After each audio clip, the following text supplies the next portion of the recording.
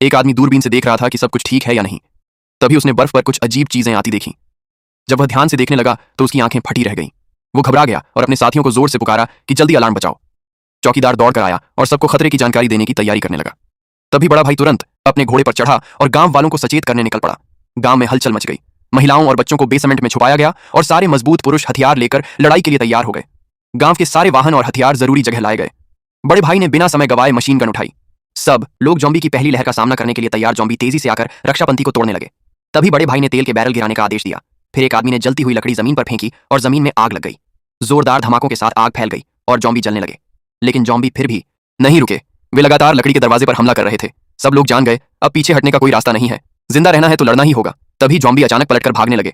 बड़े भाई को समझ नहीं आया कि ऐसा क्यों हुआ। जब वह उनके पीछे गया और देखा तो उसके होश उड़ गए। जॉम्बी के बीच एक भयानक म्यूटेंट खड़ा था। अगर वह बच गया तो किला हार जाएगा। बड़ा भाई घबरा गया, लेकिन उसने हथियार उठाया और जॉम्बी को जलाने के लिए फ्लेम थ्रोवर निकाला।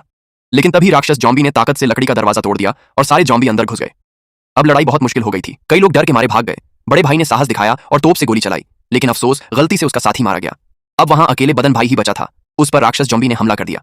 ऊपर से साथी गोलियां जला रहे थे, लेकिन राक्षस जरा भी नहीं डरा और तेजी से बढ़ता गया। फिर बड़ा भाई राक्षस को एक कोने की ओर ले गया ताकि अकेले उससे निपटा जा सके।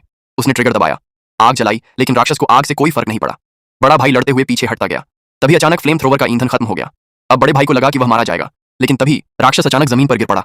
बड़े भाई ने बिना समय गंवाए अपने उपकरण फेंके और तुरंत वहां से हट गए ताकि राक्षस फिर से उठ न सके। जब वह वापस मैदान में पहुंचा तो उसके साथियों ने बाकी जॉम्बियों को मार गिराया था। अब बिना निरा के जॉम्बी ऐसे थे जैसे बिना रक्षा के मेम ने आखिरी जॉम्बी। गिरते ही लड़ाई खत्म हो गई और बड़ा भाई और उसके साथियों ने अपनी जमीन को जॉम्बी से बचा लिया।